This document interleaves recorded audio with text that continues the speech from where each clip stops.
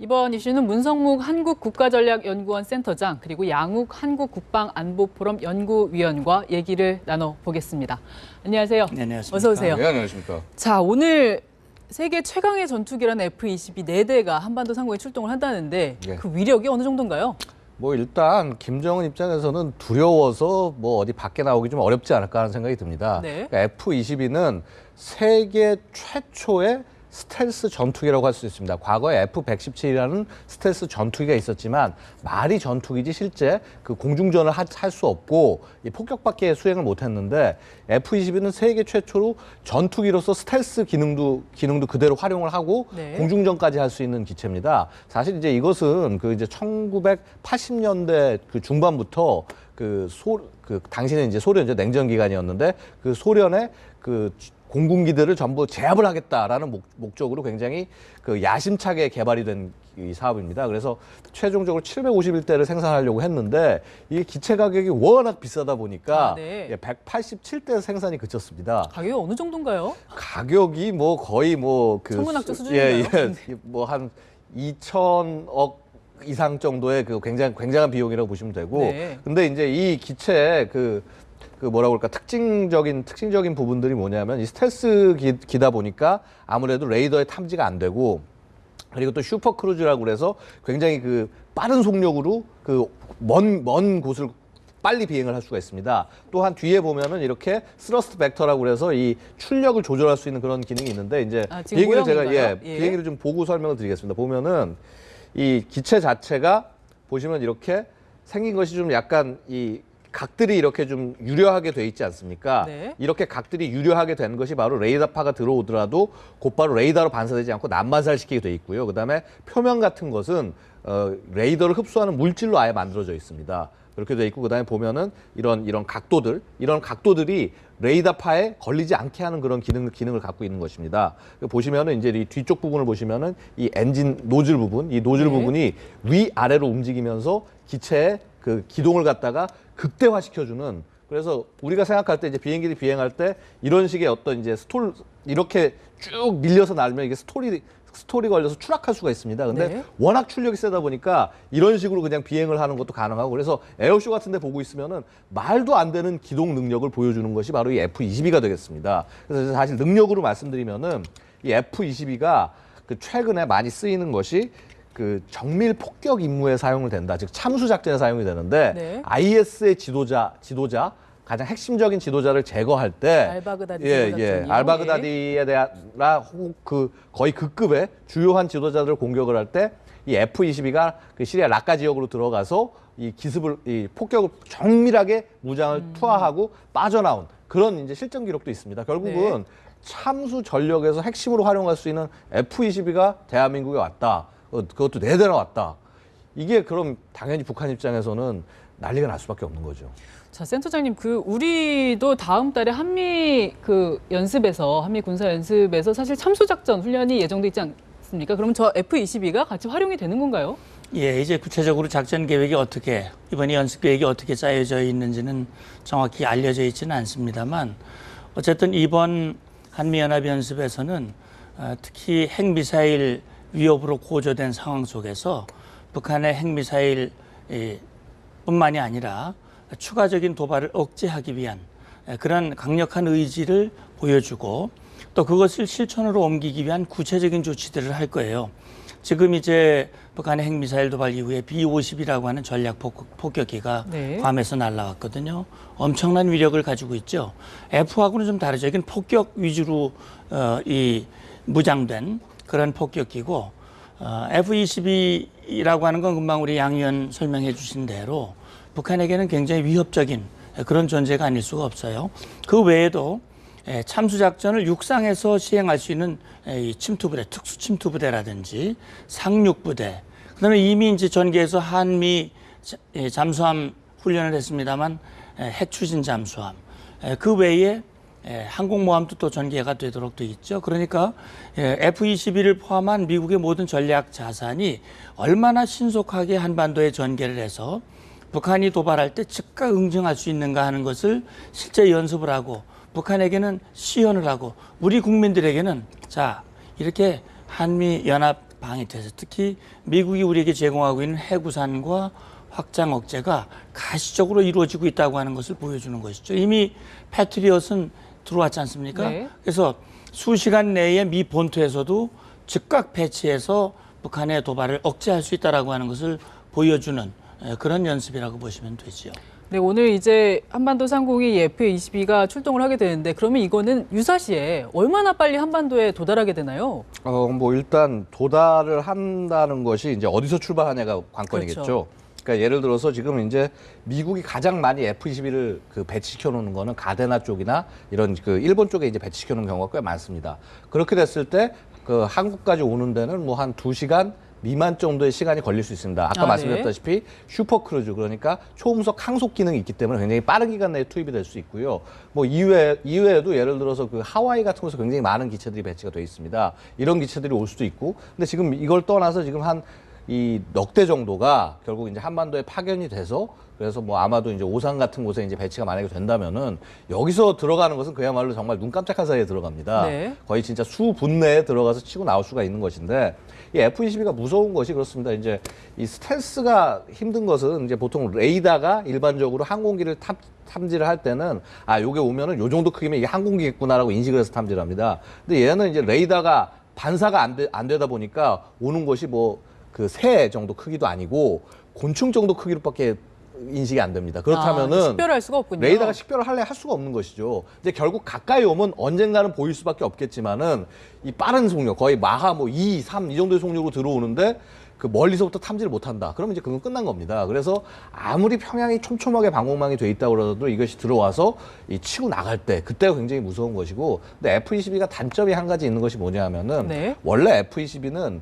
그 어떤 지상 공격 임무, 타격 임무를 위해서 나온 것이 아니라 제공 임무를 위해서 나왔습니다. 네. 하늘에 있는 적 전투기를 제거하기 위해서 나온 건데, 그러다 보니까 폭탄창이 조금 작습니다. 그래서 그 안에 1000파운드 폭탄, 우리 치면 한 500kg 정도의 폭탄을 넣고 이제 떨굴 수 있다는 거. 이게 폭탄이 작은 것은 아니지만은 이 정도 폭탄 같은 경우는 건물을 하나 완전히 무너뜨리는 데 있어서 조금 좀 부족한 부분이 있습니다. 한 2000파운드 정도는 돼야지 확실한 그 타격이 가능하고, 가장 더 큰 단점은 그 B-61이라는 미국의 그 핵 폭탄이 있습니다. 이게 전투기에다 장착하게 돼 있는데 F-22는 B-61 폭탄을 내부 무장창에 장착을 할 수가 없습니다. 그래서 핵 폭격 능력으로서는 좀 제한이 있다. 근데 그럼에도 불구하고 말씀드릴 수 있는 것이 그 정밀하게 들어가서 타격할 수 그렇겠네요. 있고, 그다음에 네. 공중에서 적과 싸울 수 있고, 그리고 이제 이런 핵 타격 능력을 가진 스텔스 기류는 F-35가 이제 곧 올해부터 미 공군에서 아마 그 이제 실전 배치가 될 겁니다. 우리도 이제 F-35 사기로 했는데, 이런 F-35가 들어온다면 그야말로 이제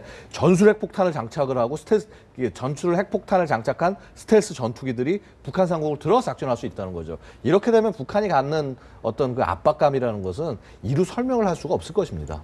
네, 지난번에 3차 핵실험을 했을 때도 F-22가 한반도 상공에 출동을 했었거든요. 그때 김정은이 작전회의도 소집하고 전투태세 하달 명령도 내리고 그랬었는데 이번에는 좀 반응이 어떨까요? 예.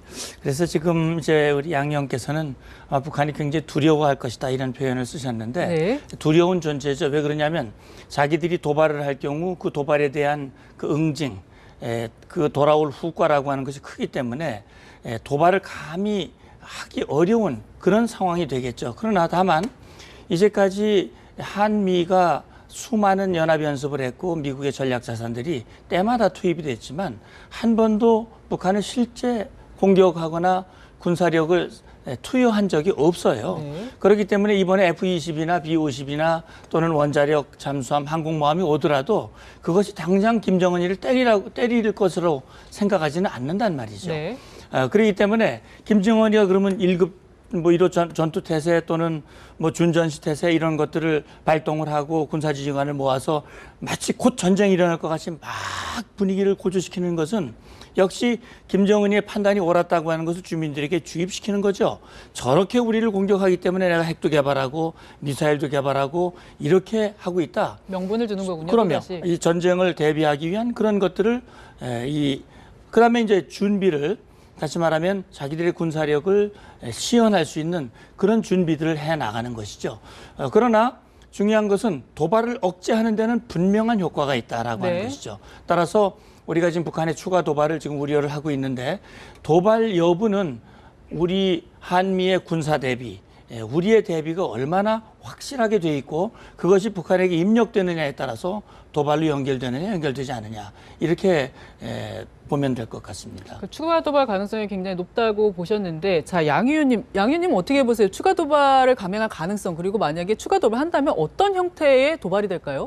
역시 도발은 북한의 DNA라고 할 수 있습니다. 왜냐하면 이렇게 상황이 불리하게 보이면 보일수록 더욱더 여기서 굴하지 않는다라는 것을 보여줘야 정권을 끌고 갈 수 있기 때문에. 그리고 오히려 지금 같이 이렇게 뭐 핵실험을 자꾸 하고 로켓 발사를 하고 하면서 어떻게 보면 스스로 자신을 그 세계와 단절시켜버리는 이런 모습 자체는 김정은이 그것을 원했기 때문에 이런 구도를 끌고 가지 않으면은 정권을 유지할 수 없다는 긴박감 때문에 이것이 가는 것이 아니냐.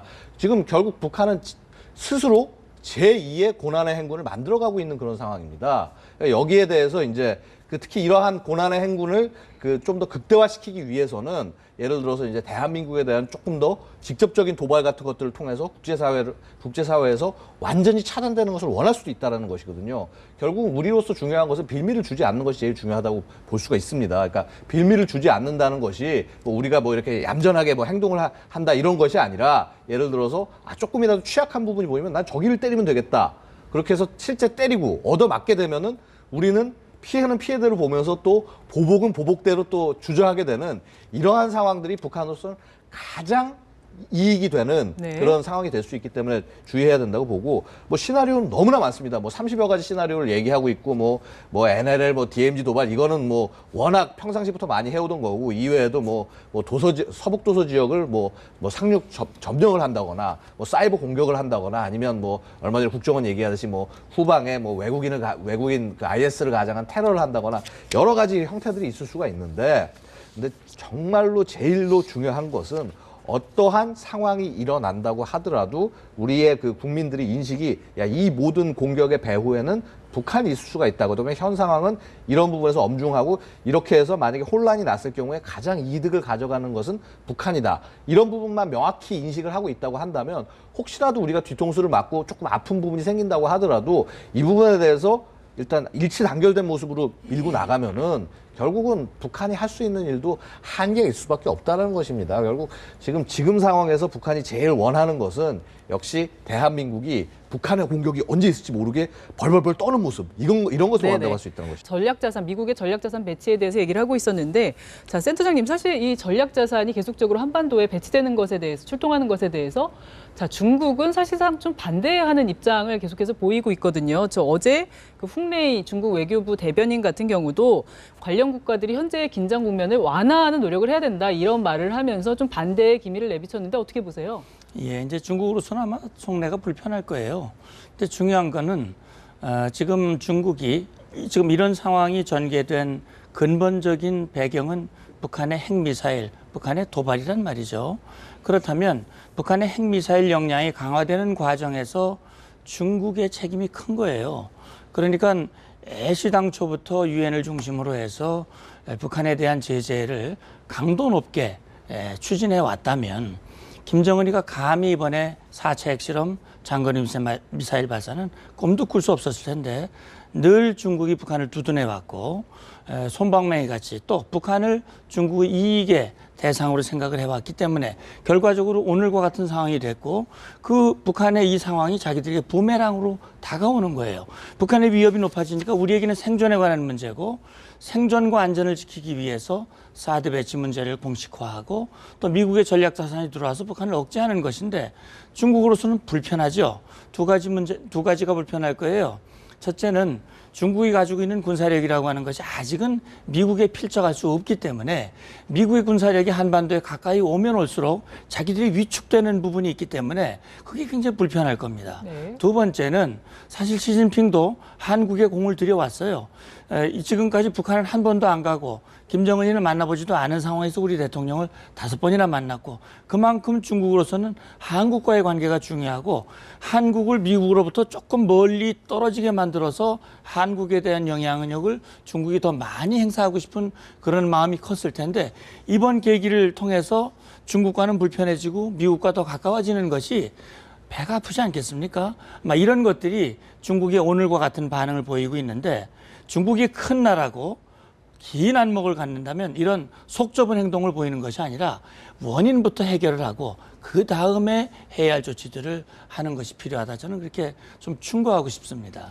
이 시점에 근데 중국이 한번 좀 주목할 만한 영상을 공개를 했는데요. 예. 지금 항공모함 킬러라는 별명을 가지고 있는 예. 전략 미사일을 발사하는 영상을 예. 또다시 공개를 했단 말이에요. 예. 지금 미국의 핵잠수함이 뭐 한국에 파견되고 뭐 이러는 와중에 예. 이렇게 항공모함 킬러 로 알려진 전략 미사일을 발사한 거 어떤 의도로 봐야 될까요? 그러니까 사실 이게 둥펑 21D라는 이제 모델입니다. 이 21계열은 단거리 핵미사일인데 이거를 그 지상으로 쏘는 게 아니라 해상으로 쏴서 그 해상 위에 있는 항공모함 함대, 그러니까 항공모함 전단을 전부 일소해 버리겠다. 네. 이런 것이 이제 둥펑 21D인데 되게 재밌는 것이 이미 2월 3일에 이 훈련 장면을 한번 공개를 합니다. 네. 그다음에 또 공개합니다. 2월 3일이면 언제냐면 북한 로켓 발사하기도 이전이거든요. 그럼 왜 그걸 했냐? 그때 존 C 스테니스라는 항모가 태평양 지역에서 이렇게 이동을 하고 다가오고 있다.